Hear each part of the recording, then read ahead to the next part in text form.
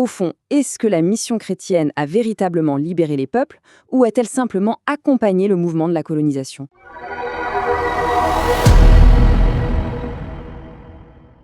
Bienvenue dans ce décryptage. Aujourd'hui, on va plonger dans une transformation historique absolument fascinante. Imaginez un peu, comment une religion importée d'Europe a-t-elle bien pu devenir l'une des plus grandes forces spirituelles de la Côte d'Ivoire? C'est une histoire captivante, tout simplement parce qu'elle dépasse de très loin la question de la simple croyance. Ça touche à la politique, à la géographie et bien sûr à la très riche culture africaine. Et honnêtement, c'est un sujet ultra pertinent car il fait écho à toutes ces luttes d'identité post-coloniale qu'on observe un peu partout à travers le monde. Aujourd'hui, l'Église catholique ivoirienne reste extrêmement puissante. Elle a traversé des guerres, des divisions politiques complexes et elle fait face à la montée fulgurante de nouvelles églises. Allez, on retrace ensemble cette quête d'identité unique. Et ça soulève tout de suite une question centrale, presque incontournable. Au fond, est-ce que la mission chrétienne a véritablement libéré les peuples ou a-t-elle simplement accompagné le mouvement de la colonisation? C'est le cœur même de ce qu'on va analyser.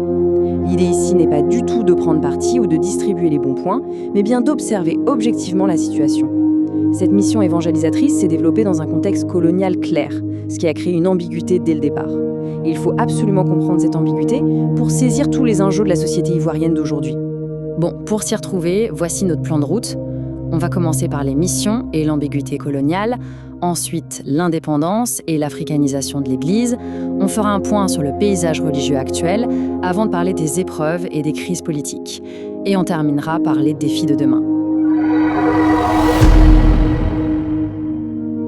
Première étape, mission et ambiguïté coloniale.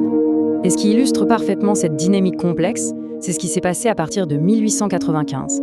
C'est l'arrivée des missionnaires de la Société des missions africaines à Grand-Bassam, et ça tombe pile au moment où la France consolide son pouvoir sur place. Forcément, ça crée un paradoxe assez frappant. D'un côté, on a un rejet catégorique des traditions africaines, souvent qualifiées de païennes à l'époque.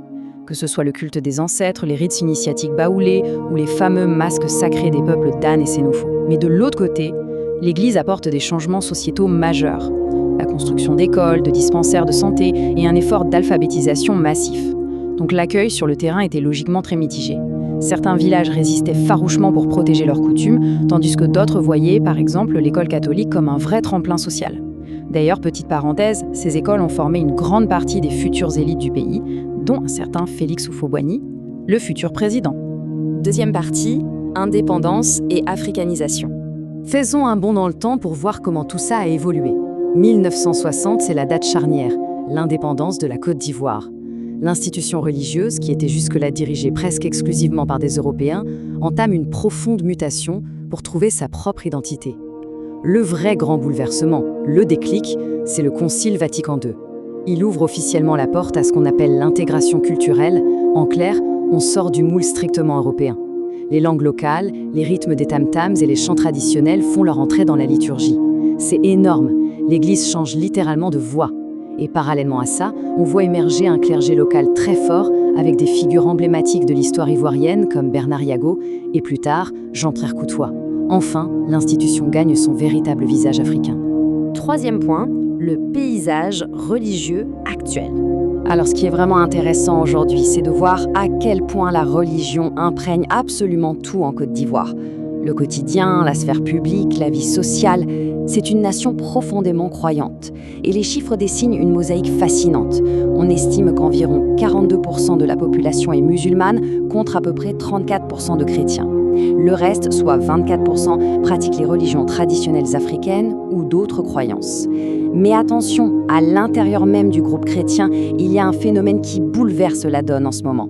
C'est la croissance ultra rapide des églises évangéliques et pentecôtistes. Et si on zoome spécifiquement sur l'Église catholique, son empreinte est tout bonnement colossale. Elle représente environ 20% de la population totale du pays. On parle de plus de 5 millions de fidèles. Son infrastructure donne littéralement le vertige.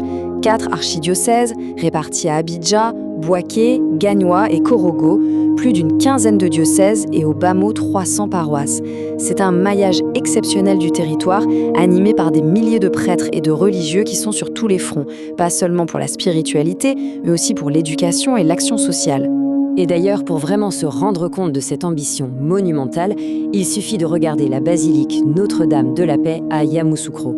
C'est un projet initié par le président Houphouët-Boigny, construit en un temps record entre 1985 et 1989. L'architecture est directement inspirée de la basilique Saint-Pierre de Rome. Et devinez quoi? Le livre Guinness des records la reconnaît comme la plus grande église du monde. C'est une prouesse architecturale incroyable, mais c'est surtout le symbole éclatant du poids du catholicisme dans l'histoire moderne de la Côte d'Ivoire.